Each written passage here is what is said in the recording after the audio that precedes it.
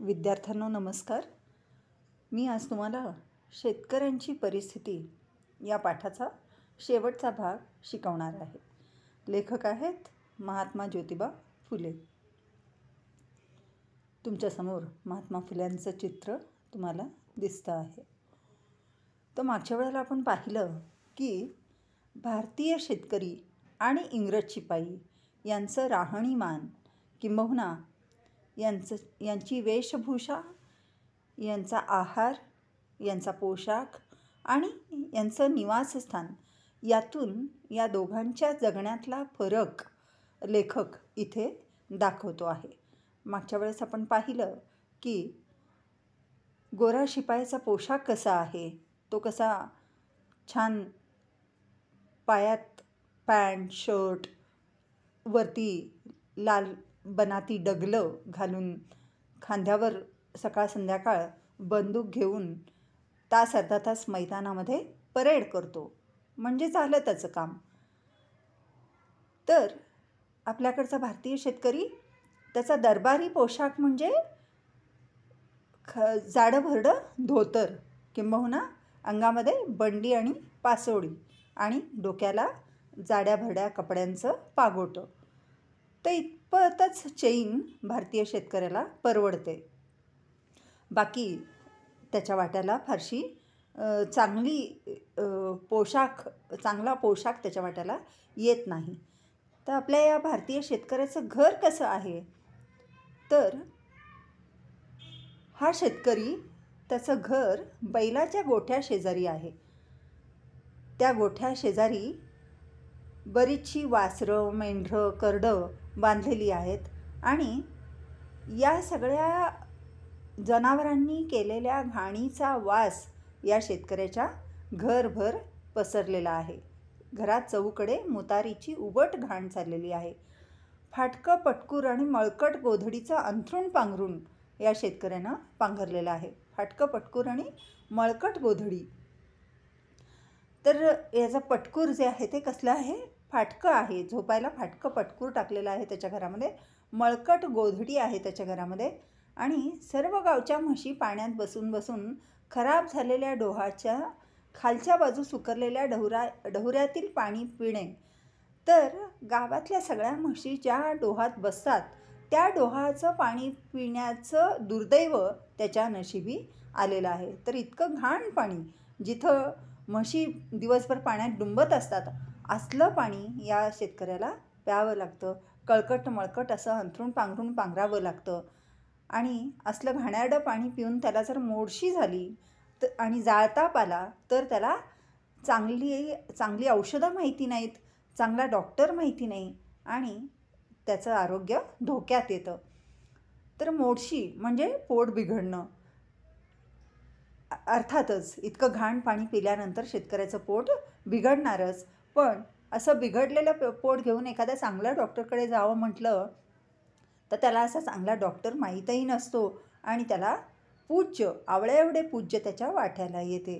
तर अशा तऱ्हेनं एक अत्यंत कंगाल परिस्थिती, अत्यंत गरिबीची परिस्थिती आपल्या शेतकऱ्याची आहे.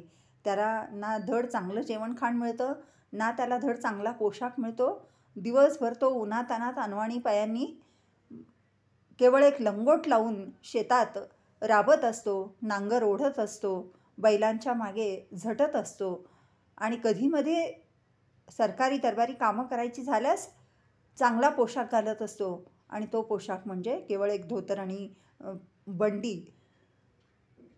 आणि त्याला जेवायला तर काही धड मिळतच नाही. वाळली कोरडी भाकरी आणि त्यावर चटणीचा गोळा किंबहुना फार फार तर कधी तर बोंबलाचं खळगूट, माशांचं बनवलेलं काही कालवण. तर असा हा शेतकरी, त्याचं राहणं निकृष्ट दर्जाचं, त्याचं जेवण निकृष्ट दर्जाचं, त्याचा पोशाख अत्यंत साधासुधा. आणि अशा या शेतकऱ्याला सरकारी फंड आणि पट्ट्या मात्र द्याव्या लागतात. तर इथे महात्मा फुले व्यंग्यात्मक दृष्टीनं म्हणतात की इंग्रज सरकारनं शेतकऱ्याच्या राहण्या करण्याची काही सोय केलेली नाही, मात्र त्याच्याकडून सर्व तऱ्हेचे फंड आणि पट्ट्या आणि टॅक्स हे सरकार वसूल करत असतं. तर अशा वेळेला या अभागी शेतकऱ्याची अक्कल गुंग होणार नाही तर काय होईल? असा हा शेतकरी गुंग होऊन जाईल. तिकडे सरकार विलायतेहून गोऱ्या शिपायांच्या पोशाखाकरता उंच कपडे, बनाती, रुमाल, पायमोजे, बूट खरेदी करून आणवतं. सरकार विलायतेहून गोऱ्या शिपायांच्या पोशाखासाठी इंग्रज सरकार, हेच इंग्रज सरकार जे भारतीय शेतकऱ्याकडे दुर्लक्ष करतं, किंबहुना त्याला कोणत्याही सोयी सवलती न देता त्याच्याकडून बराचसा कर वसूल करतं, तेच इंग्रज सरकार गोऱ्या शिपायांची मात्र अगदी चांगली बडदास्त ठेवतं. उंच कपडे म्हणजेच उंची कपडे, उत्तम दर्जाचे कपडे, बनाती, रुमाल, पायमोजे, बूट या गोऱ्या शिपायांसाठी विलायतेहून खरेदी करून आणवले जातात. शिवाय या गोऱ्या शिपायांच्या खाण्यापिण्यासाठी, त्यांच्या आहारासाठी उत्तम तांदूळ, डाळ, निकोपी तरुण गाया, शेळ्या व मेंढ्यांचे मांस, विलायती पोर्टर वगैरे अंमली दारू, निर्मळ तेल, तूप, दूध, साखर, चहा, मीठ, मिरच्या, गरम मसाला, सुरी, काटा वगैरे सामान येथे खरेदी करून. तर इथे लेखक सांगतो की हे जे इंग्रज सरकार आहे ते इंग्रज शिपायाच्या जेवणासाठी म्हणून विलायतेहून, परदेशातून किंबहुना आपल्या देशातून उत्तम दर्जाचे गहू, उत्तम दर्जाचे तांदूळ, उत्तम दर्जाची डाळ या उपर जाऊन निरोगी असणाऱ्या गाया, म्हशा, मेंढ्यांचं मांस आणून देतं. शिवाय इथे आपल्या देशामध्ये, भारतामध्ये ज्या काही चांगल्या गोष्टी मिळतात, मीठ, मिरच्या, गरम मसाला, हे सगळं तेल, तूप इत्यादी वस्तू इथे खरेदी करून ख्रिस्ती आचार्याकडून, एखाद्या ख्रिश्चन आचार्याकडून, स्वयंपाक्याकडून 3 वेळेला ताजा स्वयंपाक करून घेऊन त्यांना वेळचे वेळी जेवायला घालतात. तर इंग्रज शिपायांना इंग्रज सरकार फारसं कामही देत नाही. त्यांचा पोशाख उत्तम दर्जाचा असतो, त्यासाठी लागणारं कापड इंग्रज सरकार पुरवतं. शिवाय जेवणाचं जे सामान आहे ते सामान इंग्रज सरकार पुरवतं. अत्यंत चांगल्या दर्जाचं सामान इंग्रज सरकार पुरवतं. अशा तऱ्हेनं लाखो रुपये खर्ची करून सरकारनं 2 मजली टोलेजंग बराकी बांधल्या आहेत. या गोऱ्या शिपायांना राहण्यासाठी इंग्रज सरकारनं लाखो रुपये खर्च करून 2 मजली टोलेजंग बराकी बांधल्या आहेत. 2 मजली टोलेजंग बराकी बांधल्या आहेत, जीमध्ये लोखंडी खाट, बिछाण्यावर उशी, पलंग पोसासह धाबळीची सोय केली असून वरती रोषणाईसाठी हंडी लोंबत आहे. तर इंग्रज सरकारनं या इंग्रज शिपायांच्या राहण्यासाठी 2 मजली टोलेजंग बराकी क्वार्टर्स बांधलेले आहेत आणि या क्वार्टर्समध्ये प्रत्येक शिपायाच्या खोलीमध्ये त्यांच्यासाठी लोखंडी कॉट ठेवलेली आहे, बिछाना घातलेला आहे, त्या बिछाण्यावर उशी आहे, पलंगपोस आहे, धाबळी म्हणजेच ब्लँकेट आहे आणि शिवाय खोलीमध्ये रोषणाई व्हावी, प्रकाश पसरावा म्हणून हंड्या झुमरं ही टांगलेली आहेत. बराकीच्या अंगणामध्ये स्नानाकरता न्हाणी करून त्यामध्ये फिल्टर केलेल्या पाण्याची तोटी सोडलेली आहे. बराकीच्या अंगणामध्ये फिल्टर केलेल्या पाण्याची तोटी, फिल्टर केलेलं पाणी त्यांच्या स्नानघरामध्ये येतं. पहा किती विरोधाभास आहे. एकीकडे आपला भारतीय शेतकरी प्यायला एखाद्या घाण झालेल्या डोहातलं पाणी वापरतो, जिथं गावच्या म्हशी बसून उठलेल्या आहेत त्या डोहातलं पाणी वापरतो, आणि इकडे इंग्रज शिपायांना स्नान करण्यासाठी फिल्टर केलेलं पाणी देण्यात येतं. किती हा जमीन आसमानाचा फरक. स्वच्छ सोयीचे शौचकूप त्यांच्यासाठी आहे. म्हणजे अगदी उत्तमातली उत्तम बडदास्त या इंग्रज शिपायाची इंग्रज सरकारनं ठेवलेली आहे. त्यातून अजीर्णामुळे किंचित खोकला किंवा ताप आला त्यांना, तर त्यांच्यासाठी खास दवाखाने तयार केलेले आहेत आणि तिथे शेकडो रुपये किमतीची महागडी औषधे त्यांच्यासाठी उपलब्ध केलेली आहेत. शिवाय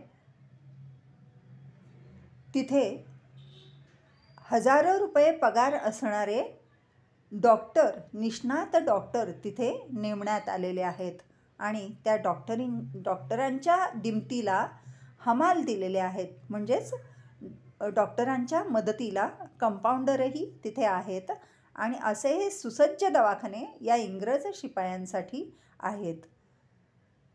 याशिवाय त्यांना देण्या मागण्याची काळजी नसून घर, शेतखाना, झाडू, पाणी, रस्ता, शेत व लोकल फंड पट्टी वगैरे देण्याची ददात नाही. देण्या मागण्याची काळजी नाही, कसली काळजी नाही या लोकांना. कोणताही कर इंग्रज सरकार या इंग्रज शिपायाकडून मागत नाही. घर, शेतखाना, झाडू, पाणी, रस्ता, शेत, लोकल फंड पट्टी वगैरे काहीही देण्याची ददात त्यांना नाही. कोणत्याही प्रकारचे कर या लोकांना द्यावे लागत नाहीत. आसमानी आणि टोळांच्या सुलतानीविषयी बिलकुल काळजी नाही, कसल्याही याच्याबद्दल काळजी नाही. तर असा हा नेटिव्ह कामगार ऐशोआरामी युरोपियन कामगाराचे पुढे पुढे करतो. तर आपल्याकडचा जो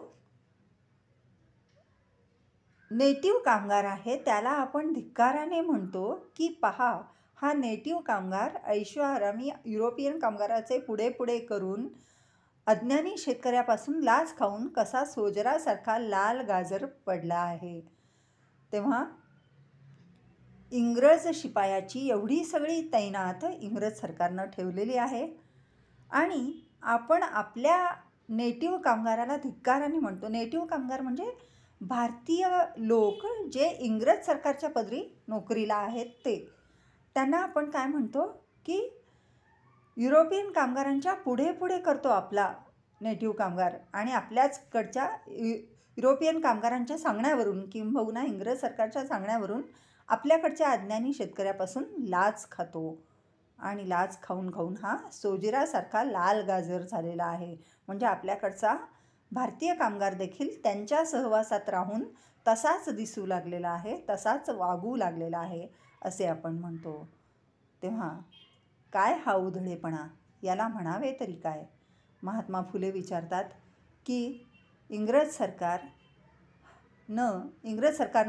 हा काय उधळेपणा चालवलेला आहे. इंग्रज शिपायावर किती पैसा अडका इंग्रज सरकार उधळतं आहे आणि आमच्या कंगाल शेतकऱ्यांना मात्र हे इंग्रज सरकार असंच गरीबच ठेवतं आहे. तेव्हा इथून पुढे लोकांनी वर्तमानपत्रातल्या गुलाबी लिहिण्यावर भरवसा ठेवू नये, विलायती सरकारच्या धूर्त वागण्यावर भरवसा ठेवू नये आणि आपल्याकडच्या शेतकऱ्यांची परिस्थिती जर सुधारायची असेल तर इंग्रज सरकारला सतत धारेवर धरलं पाहिजे. इंग्रज सरकारला आपल्या मागण्या मान्य करायला लावल्या पाहिजेत, तरच काहीतरी आपल्या भारतीय शेतकऱ्यांची परिस्थिती सुधारेल, अन्यथा ती कधीच सुधारणार नाही.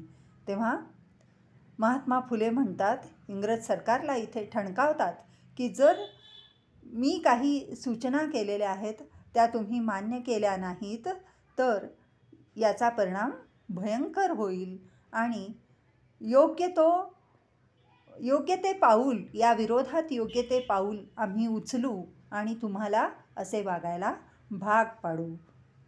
अशा तऱ्हेनं एक अत्यंत खरमरीत असा लेख लिहून इंग्रज सरकारचे डोळे उघडण्याचा प्रयत्न महात्मा फुल्यांनी या लेखातून केलेला आहे आणि शेतकऱ्यांची परिस्थिती सर्वांच्या समोर मांडलेली आहे. धन्यवाद.